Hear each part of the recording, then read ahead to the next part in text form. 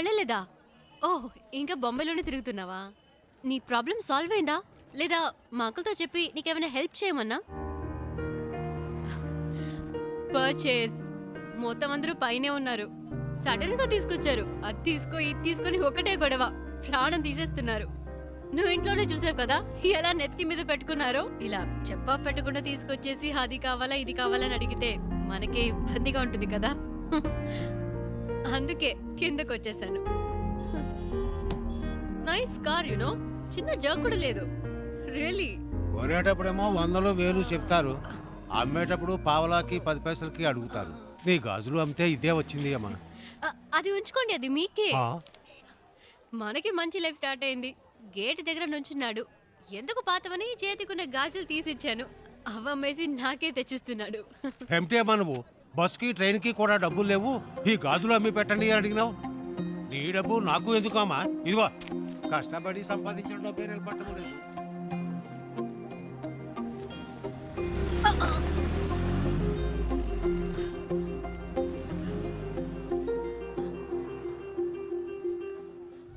ఎప్పుడు లేనిది ఏంటి ఇది కొత్తగా? సడన్ గా ప్రేమ పొంగొచ్చిందా? లేచిపోయిన దానికి పుట్టిందే కదా. గుండెల మీద తన్నిసిపోయింది వీళ్ళమ్మ. ఇంకా కళ్ళ ముందు మెదులుతోంది. ఇప్పుడిప్పుడే కోలుకుంటున్నాం. మాకెప్పటికీ మనశ్శాంతి అనేది ఉండదా? మన కుటుంబ గౌరవాన్ని సంతోషాన్ని పాడు చేయడానికే దాపరించింది. ఎక్కడికి పోతాయి ఆ బుద్ధులు? వాళ్ళ అమ్మేమో మనల్ని కాదనుకుని ఇంట్లోంచి వెళ్ళిపోయింది. ఇదేమో వాళ్ళ నాన్న ఏర్పాటు చేసిన పెళ్లి కాదనుకుని వచ్చేసింది. మమ్మల్ని శోభ పెట్టడం వల్లే దీనికి పరిస్థితి వచ్చింది. చెప్పేది వినరా, గట్టిగా అరవకు. దానికి వినపడుతుందేమో. వినపడాలనే మాట్లాడుతున్నారు. మన కుటుంబంలో దానికి చోటు లేదు. దానికి ఏదైనా చేయాలనుకుంటే వేరుగా ఉంచి చెయ్యి. లేదు అదే ముఖ్యం అనుకుంటే మమ్మల్ని వదిలేయి. మేము బయటికి వెళ్ళిపోతాం. మీరే నిర్ణయించుకోండి.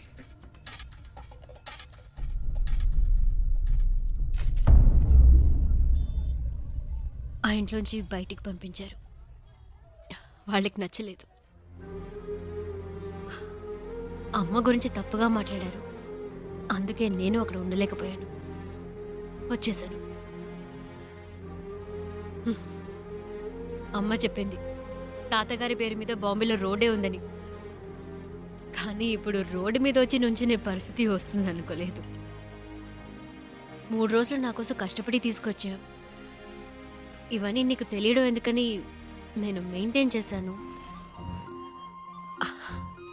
అంతలో ఆ ముసలోడు వచ్చి మొత్తం చెడగొట్టేశాడు.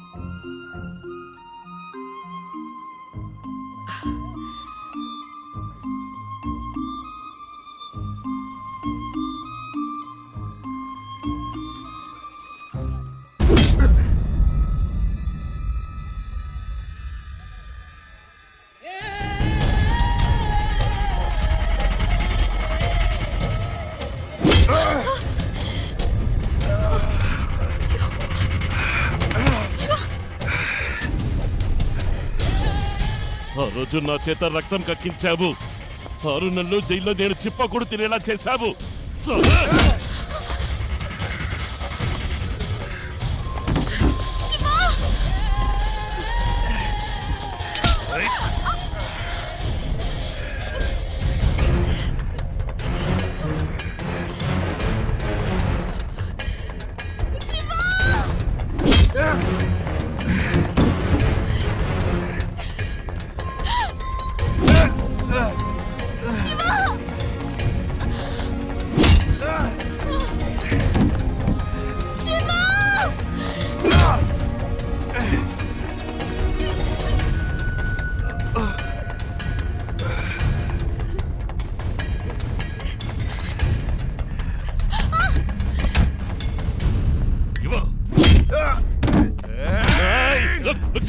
దీనికి నీకు ఏ సంబంధము లేదు.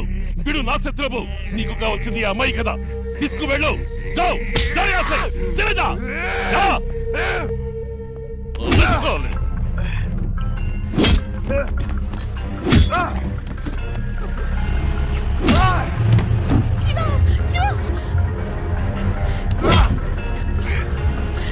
చిన్న మెల్లగా పోని, వాడు దెబ్బలు తిండో చూసేద్దాం.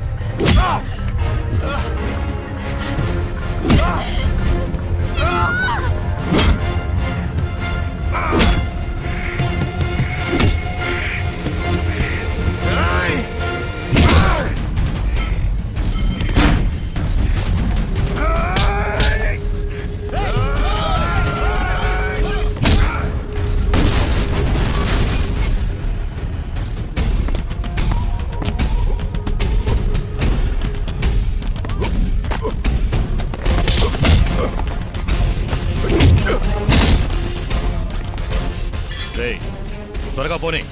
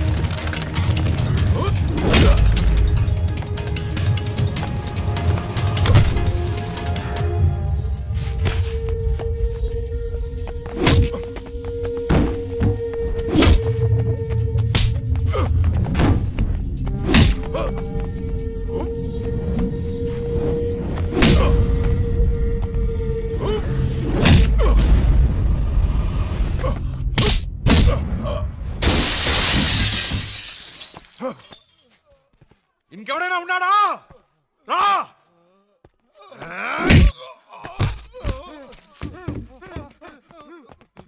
ఇంకోసారి ఈ అమ్మాయి కోసం నా కోసం వస్తే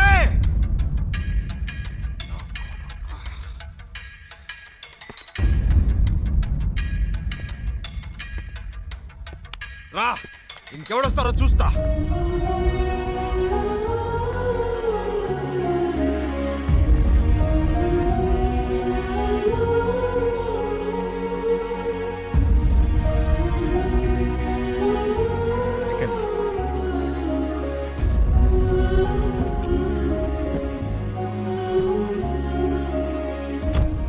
ఇంకెవడు రాడు, భయపడకండి, నేను చూసుకుంటా.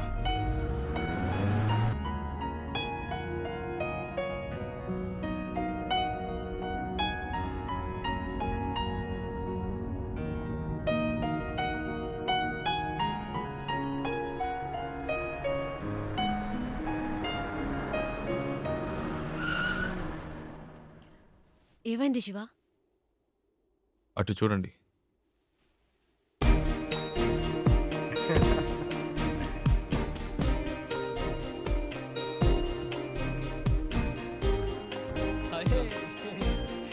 హాయ్. రే చెప్పనే లేదు ఈ అమ్మాయితో కలిసి వస్తున్నామని. తెగ విసిగించాడండి. టార్చర్ తట్టుకోలేకపోయాం. బెంగళూరులో మిమ్మల్ని మొదటిసారి బస్సులో చూసినప్పటి నుంచి మా ప్రాణం తీశాడు. బెంగళూరులో బస్సులో నన్ను చూసాడా? ఏమండి మీ వల్ల వీడు ఇంటర్వ్యూ మిస్ చేసుకుని వచ్చాడు. ఇంటర్వ్యూనా? ప్రతిసారి ఏం జరిగినా మాకు ఫోన్ చేసి మా పని చెడగొట్టేవాడు. ఆ, నేను మీ అమ్మమ్మ ఇంట్లో వదిలొచ్చాక తెగ ఏడ్చాడు. కూల్ చేసేసరికి మా ప్రాణాలు పోయాయి. నువ్వంటే తనకి అంత ఇష్టం తెలుసా? ఆ విషయం చెప్పరా అంటే చెప్పకుండా నువ్వే ముందు చెప్తావని కథలు చెప్పాడు. చారు చారు అని రోజుకి 1000 సార్లైనా నీ పేరు చెప్తాడు.